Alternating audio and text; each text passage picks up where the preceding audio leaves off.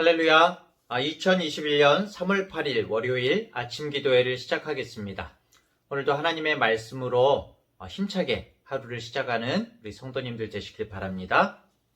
오늘 하나님의 말씀은 시편 58편 1절부터 11절까지의 말씀입니다.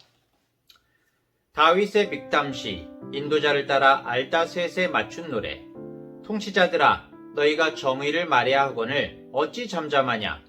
인자들아, 너희가 올바르게 판결해야 하거늘 어찌 잠잠하냐? 아직도 너희가 중심에 악을 행하며 땅에서 너희 손으로 폭력을 달아주는도다. 악인은 모태에서부터 멀어졌으며 나면서부터 곁길로 나아가 거짓을 말하는도다. 그들의 독은 뱀의 독 같으며 그들은 귀를 막은 귀머거리 독사 같으니 술사에 홀리는 소리도 듣지 않고 능숙한 술객의 요술도 따르지 아니하는 독사로다.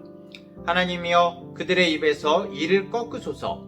여호와여, 젊은 사자의 어금니를 꺾어내시며 그들이 급히 흐르는 물같이 사라지게 하시며 겨누는 화살이 꺾임 같게 하시며 소멸하여 가는 달팽이 같게 하시며 만삭되지 못하여 출생한 아이가 햇빛을 보지 못함 같게 하소서. 가시나무 불이 가마를 뜨겁게 하기 전에 생나무든지 불붙는 나무든지 강한 바람으로 휩쓸려 가게 하소서. 의인이 악인의 보복당함을 보고 기뻐하며 그의 발을 악인의 피에 씻으리로다. 그때 사람의 말이 진실로 의인에게 갚음이 있고 진실로 땅에서 심판하시는 하나님이 계시다 하리로다. 아멘.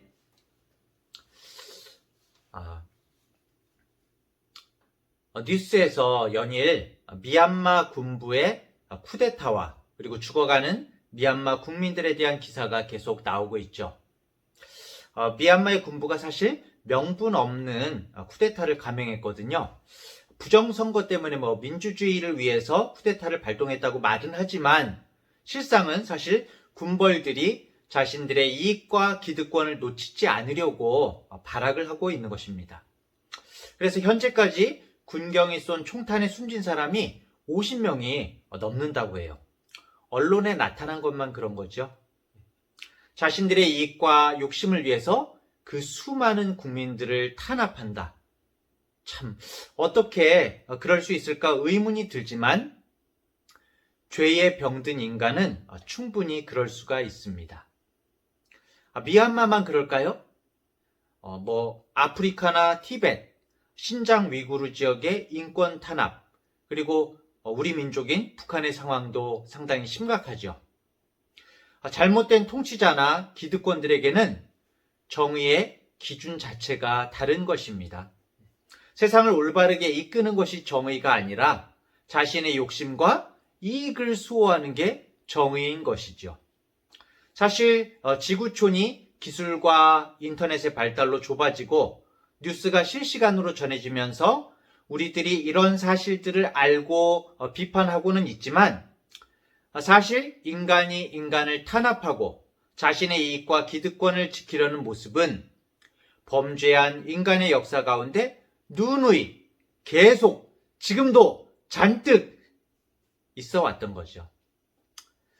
세상에 드러나 있는 문제들도 너무나 많지만 사실 뉴스에 나오지 않는 너무나 많은 세상의 문제들은 우리가 일일이 헤아릴 수 없는 아주 뿌리 깊은 인류의 죄의 바이러스로 세상에 퍼져 있는 거죠. 코비드19보다도 훨씬 무섭고 전염성이 강한 수천 년 묵은 그런 바이러스인 겁니다. 저 같은 목사가 사실 정치적인 문제나 이 지역적인 이해관계, 사회적 이념을 말하기는 너무나 어렵고 조심해야 됩니다. 그렇죠. 다양한 생각을 가지신 분들이 있으니까요. 하지만 다른 것을 다 떠나서 인간이 인간을 힘으로 억압하고 목숨을 빼앗는다는 이 자체가 사실은 하나님 앞에서 인간의 악함과 교만이 하늘을 찌르고 있는 것이죠. 하나님의 형상을 가진 인간을 무시하고 나의 욕심을 채우려고 다른 사람에게 거짓과 억압으로 피해를 주는 모습들. 이건 아무리 옳은 목적이 있다고 해도 아닌 것이죠. 그리고 사실 사람을 억압한다는 것이 비단 물리적인 힘만이 아니라 자신의 욕심과 목적을 위해서 권력을 비호하는 모든 세력들이 다 이 범위에 들어갈 수 있는 것입니다. 자, 오늘 시편 58편은 불의한 재판을 행하는 통치자들을 바라보면서 하나님께 심판해달라고 요청하는 다윗의 목소리가 넘쳐나고 있습니다. 사실 이 시편의 표제어에 이 시편의 배경이 되는 시기나 사건에 대한 언급은 없어요. 하지만 통치자들을 비판하는 걸 보면 아무래도 다윗이 통치자, 왕이 되기 전인 것 같습니다. 왕이 되기 이전에 57장처럼 사울에게 쫓겨다니던 시절에 이 국가 권력에 대한 그 억울함을 호소하고 있다고도 우리가 짐작해 볼 수가 있겠죠. 물론 이 시가 사울만을 지적하고 있는 것은 아닙니다.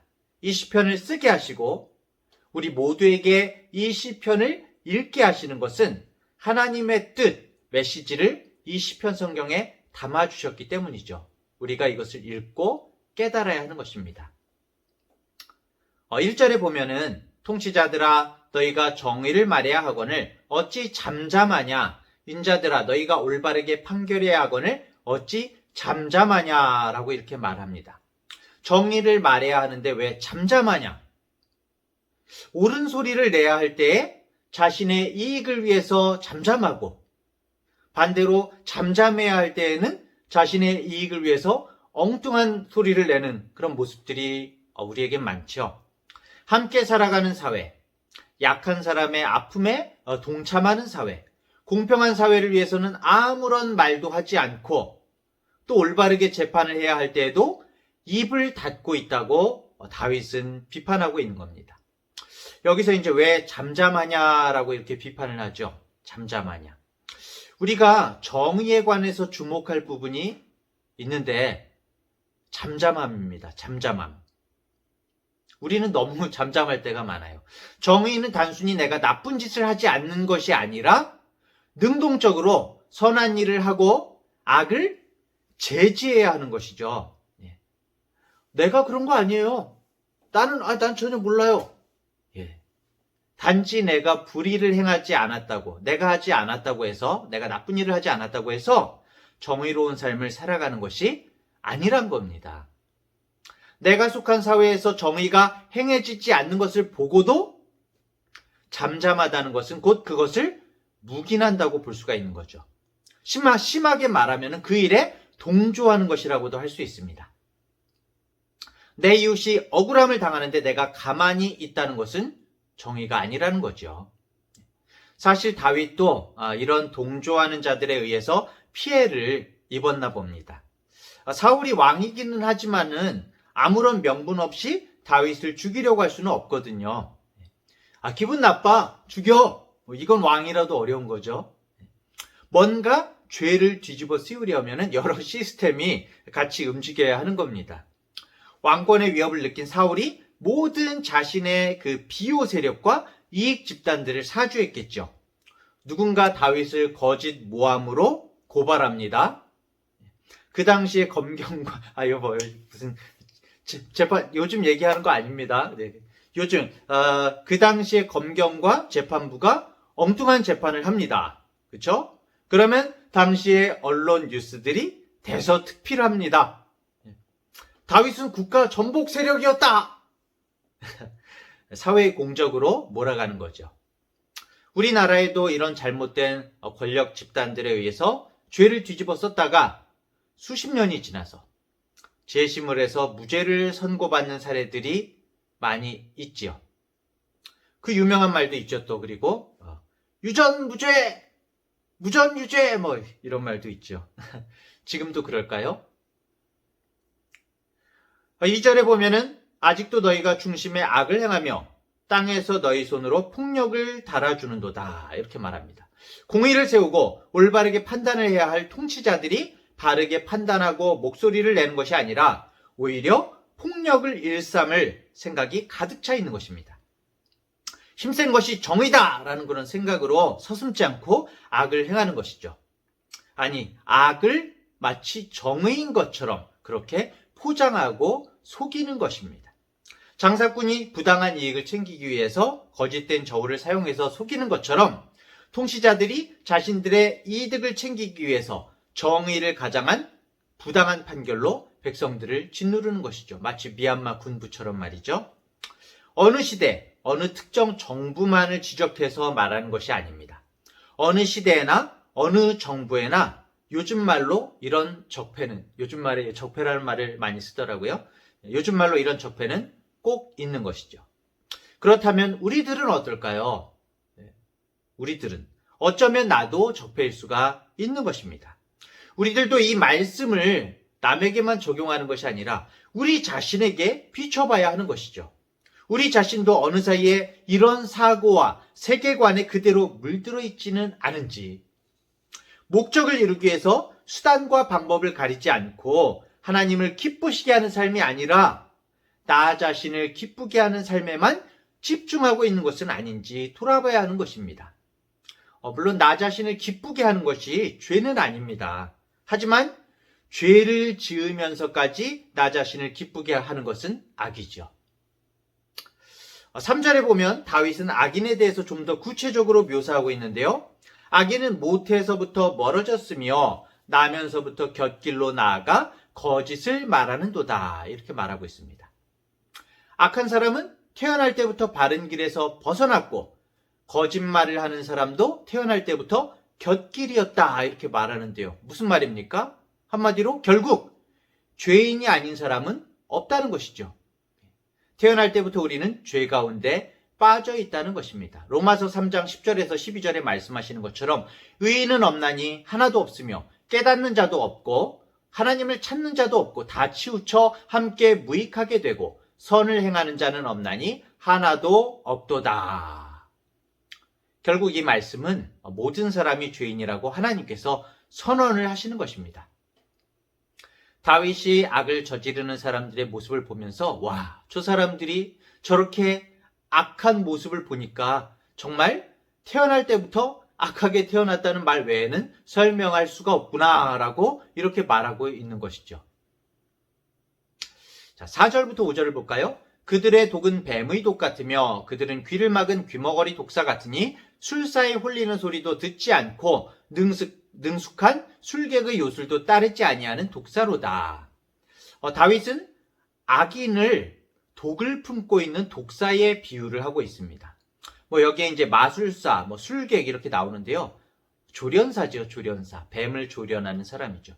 실제로 본 적은 없지만 우리가 이제 영화나 아니면 어떤 영상 같은 데서 보면은 이런 뱀을 잘 다루는 사람들이 이렇게 피리를 불고 그러면 이제 뱀이 막 항아리에서 나왔다 들어갔다 막 그러지 않습니까?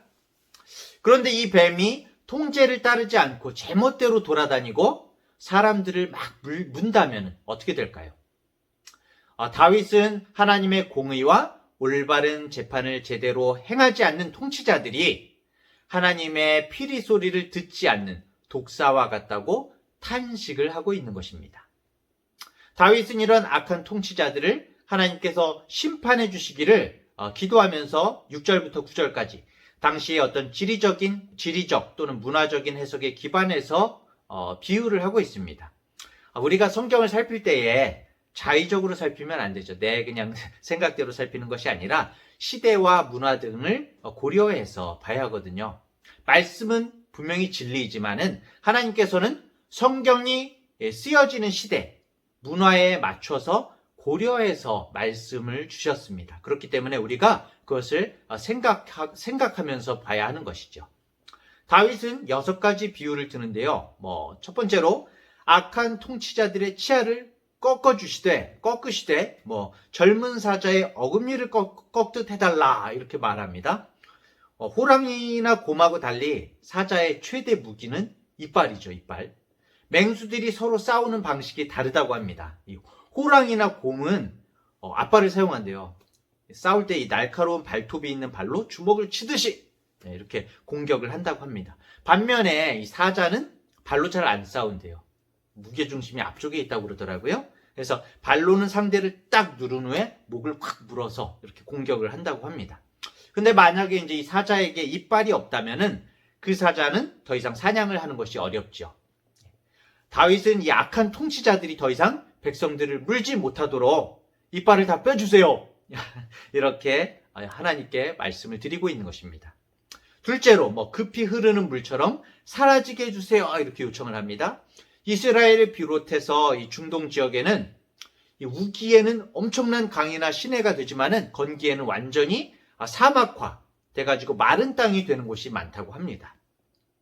지금은 통치자들의 악한 행위가 우기에 물이 흘러가는 것처럼 넘쳐나지만 가득하지만 건기가 되어서 물이 사라지는 것처럼 악한 통치, 바르지 못한 재판이 사라지게 해주십시오라고 하나님께 호소하고 있는 것이죠. 세 번째 비유는 겨누는 화살이 꺾인 화살 같게 되게 해주십시오. 그럽니다. 화살을 우리가 목적지까지 잘 날리기 위해서는 바르게 겨누는 것도 중요하지만은 화살이 꺾여 있으면 어떻게 될까요? 휙 이렇게 옆으로 이제 벗어나지요. 저들의 악한 자들의 뜻대로 죄 없는 사람들을 쓰러뜨리는 일이 없도록 화살을 꺾어 주십시오. 이렇게 간구하는 것이죠. 넷째로 소멸해가는 달팽이 같게 해주시기를 요청합니다. 옛날 사람들은 달팽이가 기어가면서 이제 끈적끈적한 자국을 남기잖아요. 그것을 보면서 달팽이가 자신의 몸을 녹여서 소진하는 거라고 생각을 했습니다. 그렇게 그 몸이 점점 작아지다가 마지막에는 다 녹아 없어진다고 이제 생각을 한 것이죠. 성경은 과학책이 아닙니다. 어떤 사람들은 이걸 보면서 이게 아니잖아 막 이렇게 얘기를 하죠. 이거는 과학이 아니죠. 비유입니다. 비유.